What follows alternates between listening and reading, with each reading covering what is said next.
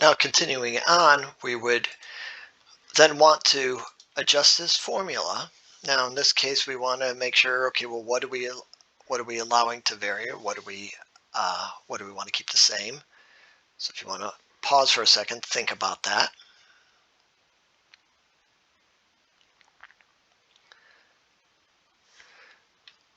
So since the formula has A being something that is constant throughout, we want to make sure that we go back here into this formula, use our F4 key to lock the A in. And so then that way this will continue as we drag the formula down.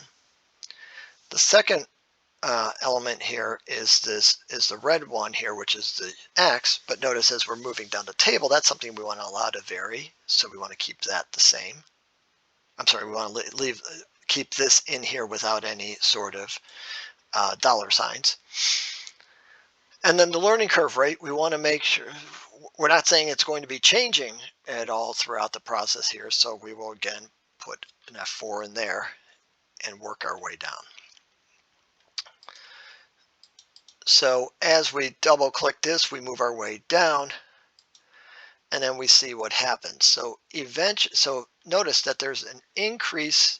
So as learning happens, but then it attenuates, it gets smaller. And so the biggest gains are early on. And so as we look at the marginal here, we see that over time each unit is taking less time, but it's it's becoming smaller and smaller. At least the gains are becoming smaller and smaller. And then as we look at the again, just kind of comparing the the doubling. So from 2 to 4, we take 4.86 divided by 5.4, and then from 4 to 8, we have 4.374 divided by 4.86.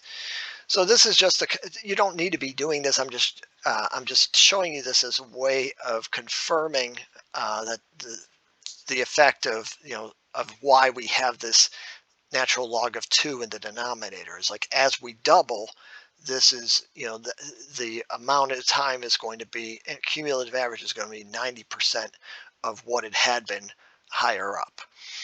And so that could be rules of thumb. Now, it doesn't mean that you have to have production of 1, 2, 4, 8, 16, and so forth, but because you might have different batches or a different number of X values to be dealing with. And trust me, you will when we have an exam. That's what you'll be having to encounter. Now, I wanted to do the similar thing, a similar approach but changing the learning curve rate to then 0.75. So everything else would be the same. So if we copy these over, and then, well, notice that followed accordingly.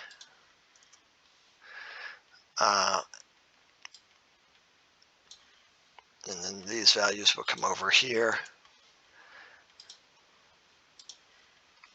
And this will follow, work our way down.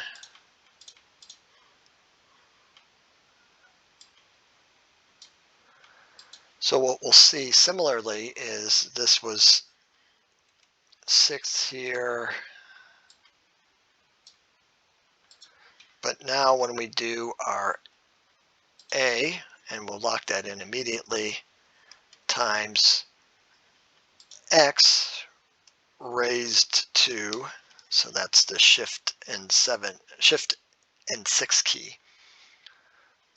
So now we'll map this over to this 0.75. Again, we could do the calculations as we had done in in that column D before. And yes, before I forget, we will put that down there. Now see that what happens is that this rate of learning is much faster at the 75% rate than it is at the 90% rate. And you see you have 30, almost 35 direct labor hours for 8 units versus just over 20. And so that's the big takeaway here, is that the lower the learning curve rate with a lower value actually indicates higher levels of learning.